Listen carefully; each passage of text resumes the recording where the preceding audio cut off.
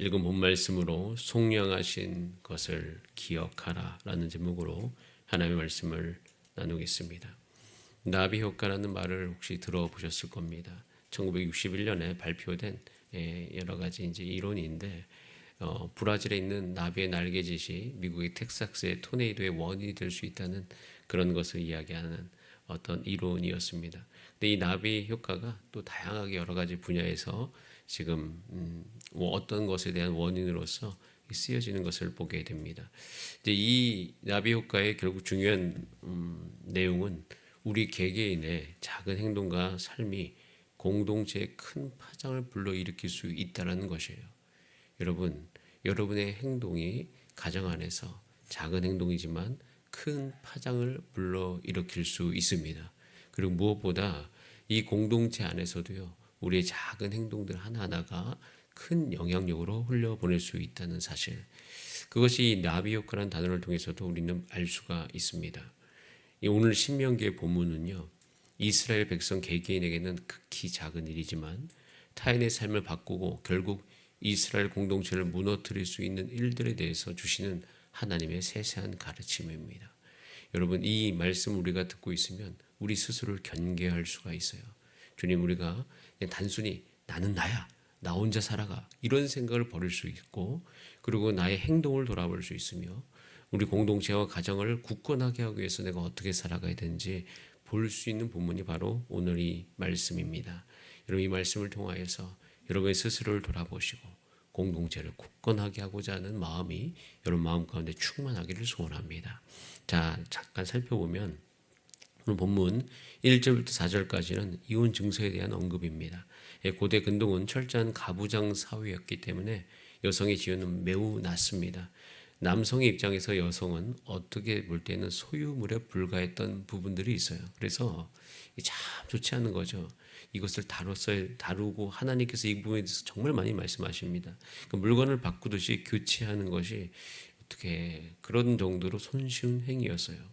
하지만 여성의 입장에서는 그의 삶을 송두리째 유린당하는 것입니다. 그렇기 때문에 하나님께서는 이혼 증서를 통해서 여성들의 삶의 안전장치를 마련하신 것이에요. 그래서 함부로 이혼하지 말고 이혼할 때 생각을 하고 여성을 어떤 물건 취급하듯 하지 말아라 라고 이야기하시는 것이 이 본문에 나와 있습니다.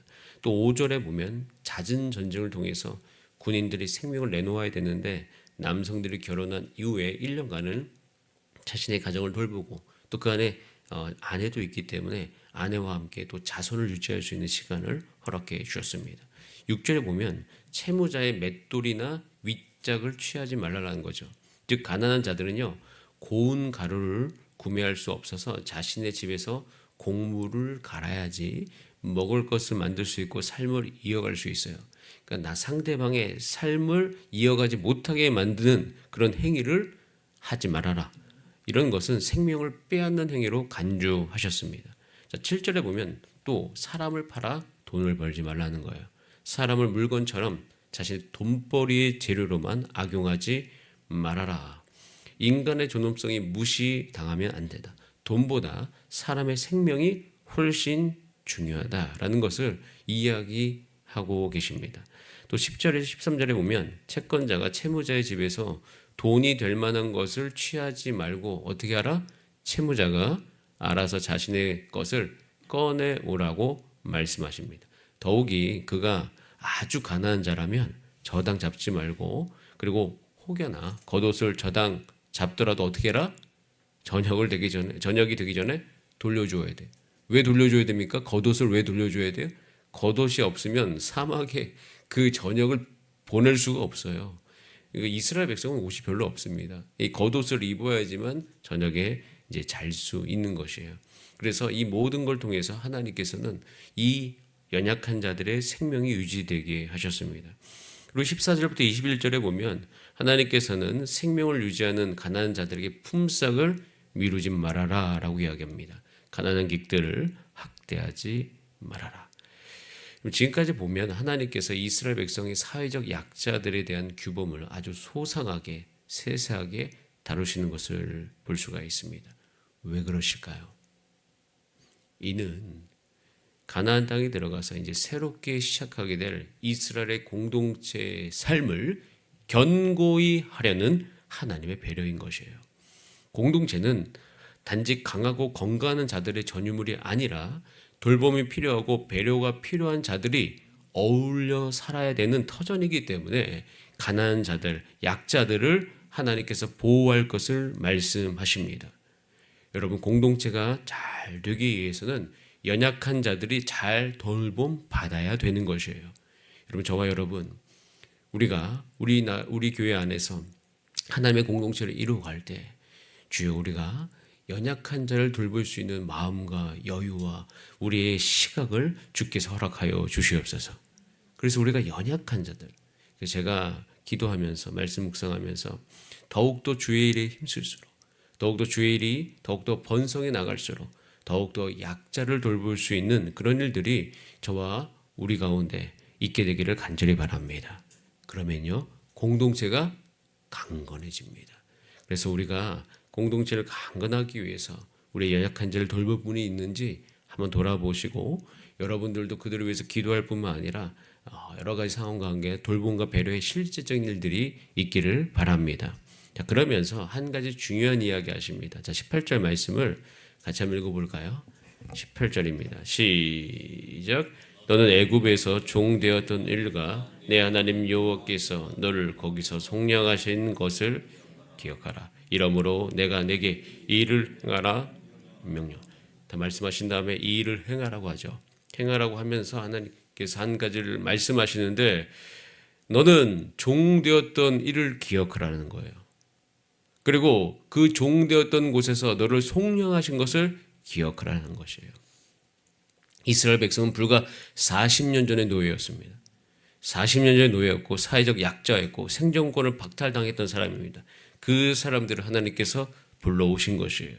그런데 어느새 그들은 노예였던 것을 잊어버리기 시작하면서 같이 하나님 나라를 이루어야 되는데 서로와 서로를 배려하지 않고 사랑하지 않고 오히려 그들을 통해서 자기 이웃을 통해서 착취하는 모습들을 보여줄 때가 참 많습니다. 이런 모습들이 우리 가운데도 일어날 때가 있어요. 그래서 마태복음 18장 21절부터 35절에 보면 빚을 탕감받는 사람의 비유가 나옵니다. 10,000달란트 빚진 자가 있어요. 10,000달란트는 엄청난 빚이에요. 이건 갚을 수가 없는 빚이라는 거예요. 그러니까 사람이 힘으로 그 일을 해낼 수가 없어요. 그래서 자신의 삶을 송두리째 그 빚 때문에 빼앗길 위기 가운데 있는 삶, 그게 10,000달란트 빚진 자예요. 근데 10,000달란트 빚진 자가 빚을 탕감받았죠. 탕감받았어요. 엄청난 은혜를 입은 거죠. 근데 그 사람이 어떻게 합니까? 고작 100데나리온. 비교가 안 되는 거예요. 100데나리온 빚진 자에게 가서 어떻게 합니까? 빚을 독촉하는 거죠. 그것을 보여주는 이유는 뭐냐면 우리의 모습을 보여주는 거예요. 너의 삶에, 특히 제자들 가운데 너의 삶이 용서와 배려와 섬김이 너의 삶의 습관이 될지어다. 물어봐요. 그럼 얼마나 용서해야 됩니까? 근데 예수님께서는 한계를 정하지 않으셔요. 그래서 하나님의 백성이라면 10,000달란트 빚을 전부 면제받은 종처럼 하나님의 무조건적인 그 은총을 값없이 받은 존재이기 때문에 도저히 갚을 수 없는 죄의 빚을 진 상태에서 우리는 구원받았기 때문에 타인을 향한 용서를 날마다 행하면서 살아야 될 것이다 라고 말씀하고 있습니다. 자, 그런데 우리 삶 가운데 이러한 삶이 잘 일어나지 않는 이유가 뭘까요? 제가 어제도 청년부하고 말씀을 나눴는데 청년들한테 이야기했습니다. 너희들은 정말 애써야 된다. 하나님 만나기를 애써야 됩니다. 애쓰지 않으면 하나님 만나기 힘들다라고 얘기했어요. 이유가 뭔지 아십니까? 지금이 우리나라가 딱 사사기 같은 시대이기 때문이에요. 즉 사사기 시대의 특징이 뭐냐면 이스라엘 백성은 정착을 했고요. 먹고 살만합니다. 그리고 어느 정도 힘을 유지하고 있습니다. 그럼 어떻게 됩니까? 은혜를 잊어버립니다. 이 은혜를 잊어버린 이유는 단 한 가지예요. 예전에는 싸우기 위해서 하나님을 찾았습니다. 예전에는 굶기 때문에 하나님께 매달렸습니다. 그런데 이제는 그것이 다 채워지니까 어떻게 합니까? 우리 안에 필요하지 않은, 즉 비교감만이 그 시대 가운데 가득해지는 거예요. 정착을 했기 때문에. 정착할 때 옆 사람 바라보면서, 그러면서 내 안에 어떤 일이 일어나냐면 욕심이 이 마음속에 일어나기 시작합니다. 그래서 이 시대의 젊은이들이 정말 하나님 만나기 힘든 이유는 계속 이 안에 이 사회가 무엇을 부추기냐면 욕심, 상대적인 비교감, 이걸 통해서 결국에는 하나님께서 주시는 것 외에 자기의 욕심을 채워야지 만족을 누리는 시대로 변화해 가고 있어요. 자신의 욕망을 채워야지 그것이 괜찮은 듯이 변화되는 시대로 나아가고 있습니다. 저는 그래서 요즘 시대는 앞으로 하나님의 은혜가 충만히 임하기 위해서는 자기의 욕심을 내려놓고 죄됨이 사해지고, 그러니까 욕심을 내려놓을 수 있는, 자신의 욕심이 무엇인지, 잘못된 욕망이 무엇인지를 바라볼 수 있는 힘이 굉장히 필요한데 그것이 없는 것이에요. 여러분, 우리가 왜 남을 용서하지 못합니까? 은혜를 받지 못해서인데. 왜 은혜를 받지 못합니까?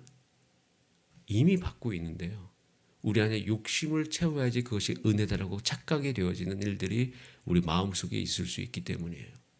즉 우리 몸이 필요하지 않는 것을 계속 원하는, 우리가 왜 계속 우리 삶 가운데 건강에 어려움이 있냐면 내 육신이 원하지도 필요하지도 않는 건데 계속 내가 그것을 욕심 부리기 때문에 일어나는 일들이 참 많이 있습니다.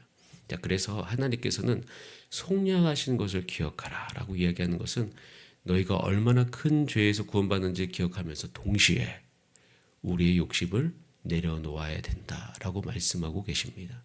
여러분, 우리 안에 기도하기를 원하는 것은요, 저와 여러분 가운데 타인을 사랑하는 마음이 계속 충만하게 되기를 소원합니다. 자, 그러기 위해서 여러분들이 지금 받으신 것이 얼마나 큰지 오늘 하나님 앞에 기도하면서 감사하는 하루 되시기를 바랍니다.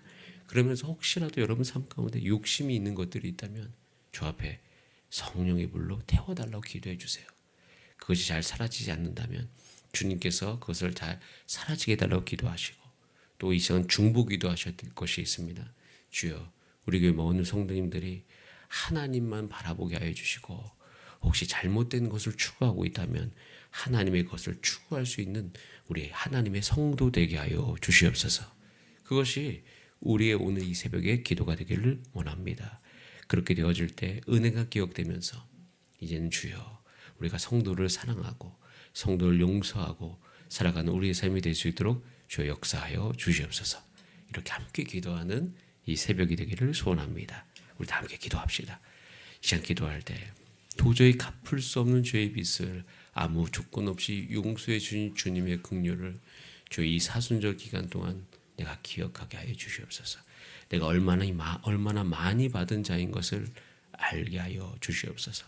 내게 있는 그 복을 헤아려 보게 하여 주시고, 주님 내 마음속에 여유가 생기게 하여 주시고, 행여나 지금 내 마음을 답답하게 하고 있는 문제들이 있다면 그것이 욕심인지 아니면 하나님께서 주시고자 하는 것을 기다리는 기다림의 시간인지 잘 분별하게 하시고 내 안에 은혜가 넘치게 하여 주시옵소서. 우리 다 함께 주여 한번 부르신 다음에 합심으로 기도하겠습니다. 주여.